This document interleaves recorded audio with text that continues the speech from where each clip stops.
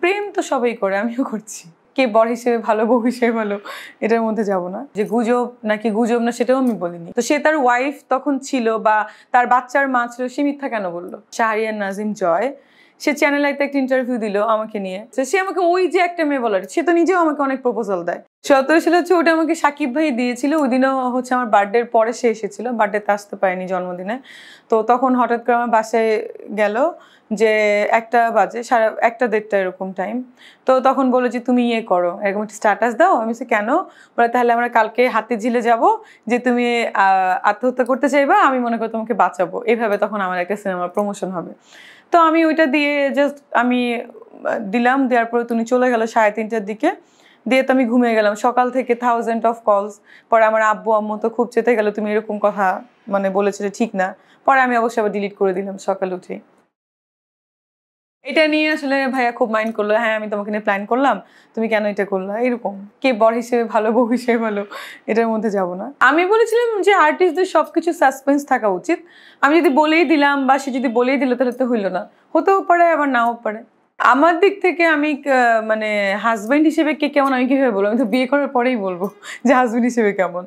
সেটাও তো আমি বলিনি যে গুজব নাকি গুজব না, সেটাও আমি বলিনি। হতে পারে সিনেমার প্রমোশন, এটা হতে পারে পার্সোনাল প্রমোশন, এটা হতে পারে কিছুই না। এই জন্য এখন বলা যাবে না, দুজন একসাথে বসে বলাটাই বেটার। প্রেম তো সবাই করে, আমিও করছি। আপনারা সবাই চিনেন, আবার নাও চিনতে পারেন। বাট আমি রিসেন্ট একটা ব্যাপারে খুব কষ্ট পেলাম। আমি দেখলাম যে বুবলি আপু একটা ইন্টারভিউতে গেলো, কদিন আগে মানে অ্যাওয়ার্ড হলো 2টা, আমি ছিলাম না দেশে। তো অ্যাওয়ার্ডে বললো যে হ্যাঁ সুপারস্টারকে নিয়ে এরকম মিথ্যা কথা বলার কোনো মানে হয় না। তো আমার কথা হচ্ছে যে এটা মিথ্যা না সত্য সে কীভাবে জানলো? তার সঙ্গে তো তার রিলেশনই নেই, সেপারেশনে আছে। প্রথম কথা ওইটা। সেকেন্ড কথা, সেও কিন্তু অনেকে স্ট্যান্ড করে যে নাক ফুল নে, নোজ পিন নে, মিথ্যা কথা বললো। তো সে তার ওয়াইফ তখন ছিল বা তার বাচ্চার মা ছিল, সে মিথ্যা কেন বললো? তার তো মিথ্যা বলার প্রয়োজন ছিল না। আমরা নয় হয়তো বা এখনো কিছুই না, আমরা বলতেই পারি যদি বলে থাকি। তো এইভাবে মিথ্যা তো আসলে সবাই বলে, আবার সত্যও বলে। তো এইটা আমাকে নিয়ে এসে দেখি বলা শুরু করলো, কয়েকটা মিডিয়া পোর্টালে দেখলাম। এটা ভেরি মাচ প্যাথেটিক। আমি আসলে কাউকে নিয়েই কথা বলতে চাই না, আমি শুধু আমাকে নিয়েই বলতে চাই। আরেকটা জিনিস দেখলাম যে জয় ভাইয়া, শাহরিয়ার নাজিম জয়, সে চ্যানেলে একটা ইন্টারভিউ দিল আমাকে নিয়ে, যে ওই যে একটা মেয়ের নাম ডাক্তার প্লাস নায়িকা, শাকিব খানকে নিয়ে ভাইরাল হয়েছে, বা বিয়ে করলেও টিকবে না, বা বিয়ে করতে চাচ্ছে, এটা গুজবও হতে পারে। আমার কথা ফার্স্ট কথাটা হচ্ছে ওই যে বলার কি হলো? ওনার সঙ্গে আমার গত 4 দিন আগেও দেখা হয়েছে। সে আমাকে পার্সোনালি টেক্সট করে, কেমন আছো, এখানে আসলে বলে চলো আমরা লং ড্রাইভে যাই। এখন সে ওই যে একটা মেয়ে বলার তো আমি কিছু দেখলাম না।